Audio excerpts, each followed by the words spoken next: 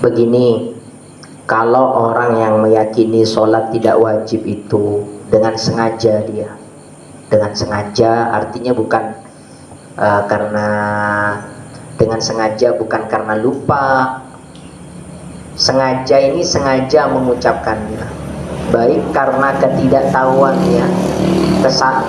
Ketidaktahuan itu maksudnya karena salah belajar dan lain semacamnya, maka itu memang statusnya dalam Islam. Kalau dia dinyatakan, Pak, ya, dinyatakan di hadapan kita.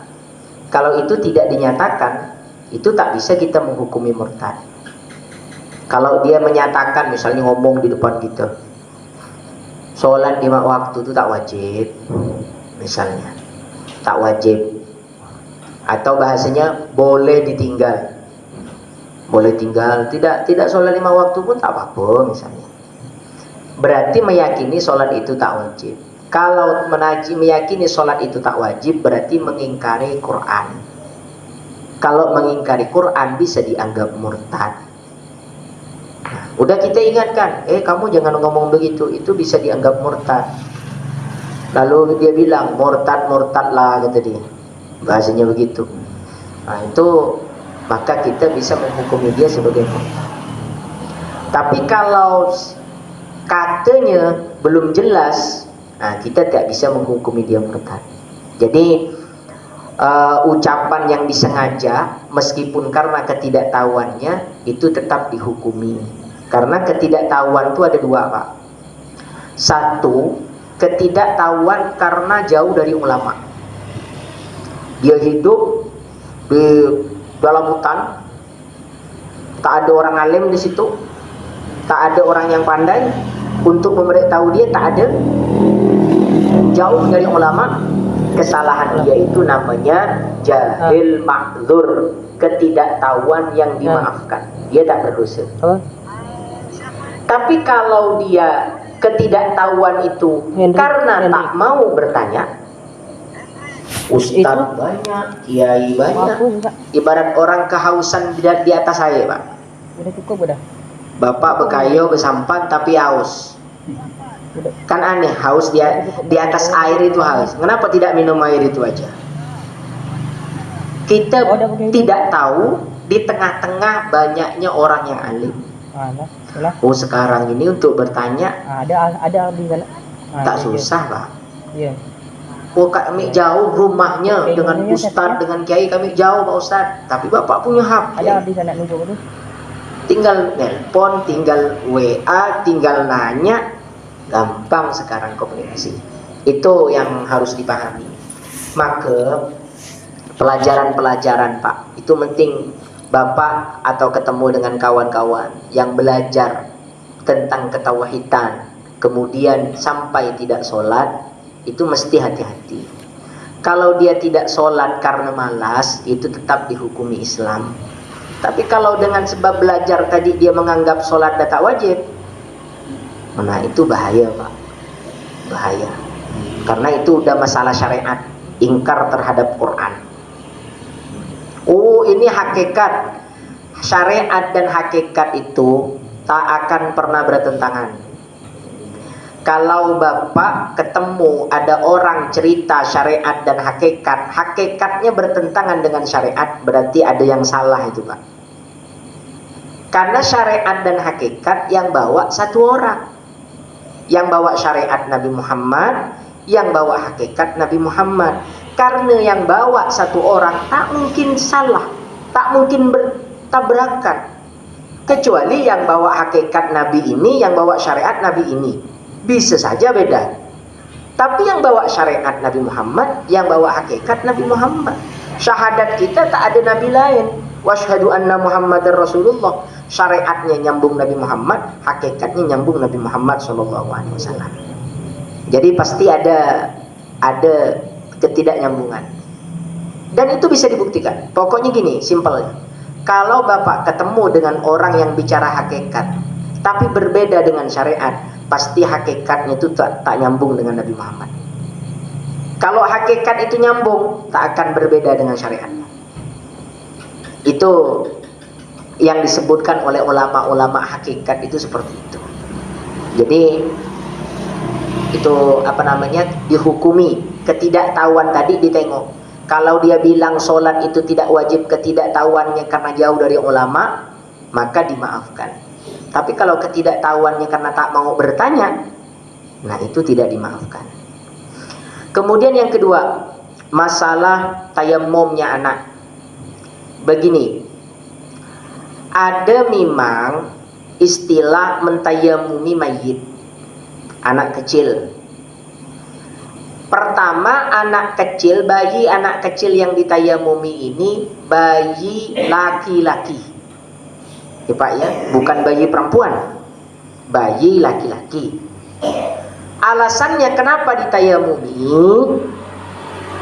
Karena yang ditayamumi bayi laki-laki tadi ini bayi laki-laki yang kemaluannya itu buta, Pak. Kulub. Kalau tidak kulub, tidak ditayamumi.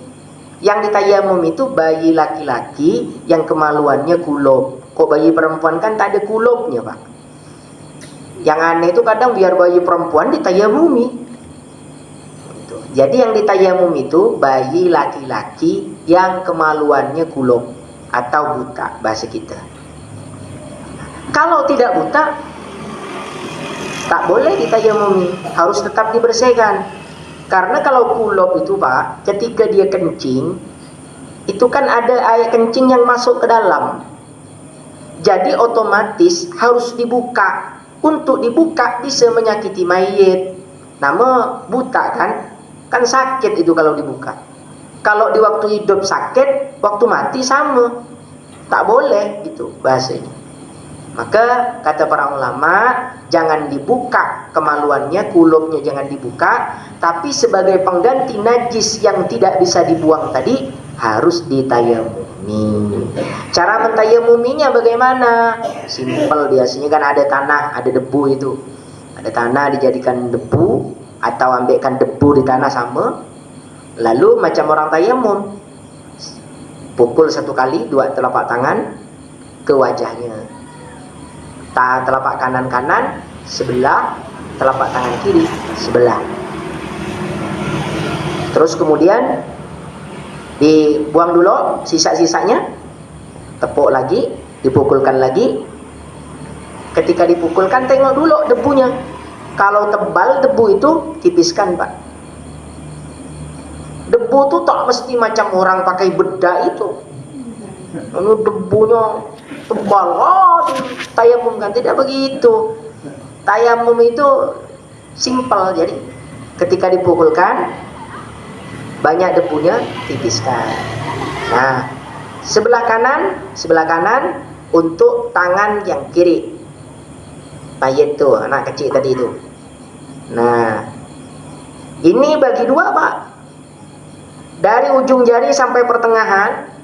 Ini untuk bawahnya. Yang ini, telapak tangan ini untuk atasnya nanti. Jangan macam orang wudu itu. Salah, Bapak. Pukul gini langsung macam orang wudu begini. Terus kemudian yang kiri gitu juga. Jadi bagi separuh nih, bagi 2. Itu cara mentayamumi bayi laki-laki yang kulub dan diyakini sudah kencing. Kalau baru lahir, Ustaz, kan belum kencing tuh, Pak. Kita belum meyakini dia kencing. Maka dibalikkan ke prasangka.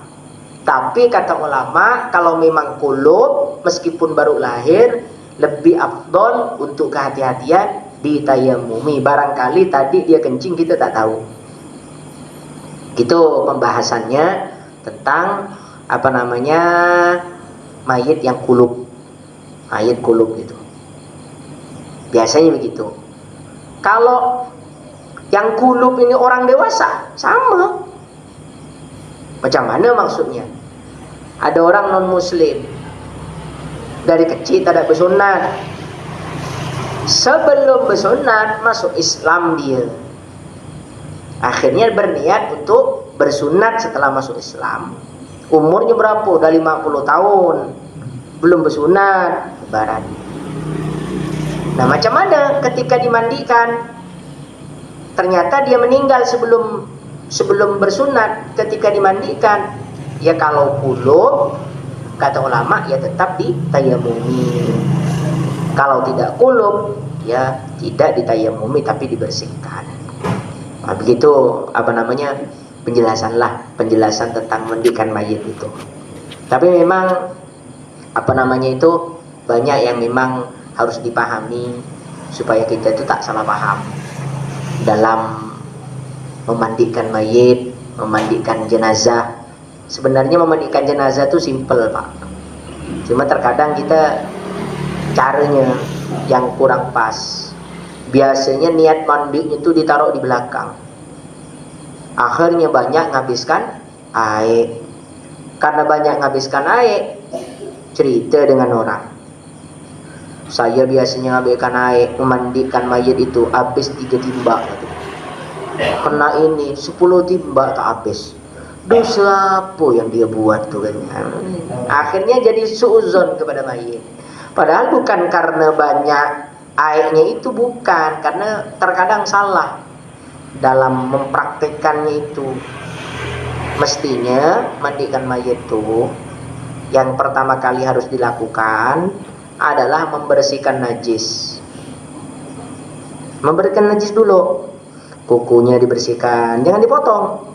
Dibersihkan, hidungnya dibersihkan, terus kemudian dicebokkan. Jadi cebokkan itu pertama belum disiram, jangan disiram dulu baru dicebokkan, jangan, cebok dulu sampai bersih, sambil ditekan-tekan kan sampai bersih. Kalau udah bersih ceboknya, baru bapak nawaitul ghusla bihadal mayyit fardhan lillahi ta'ala, siram dengan rata. 1 timba cukup.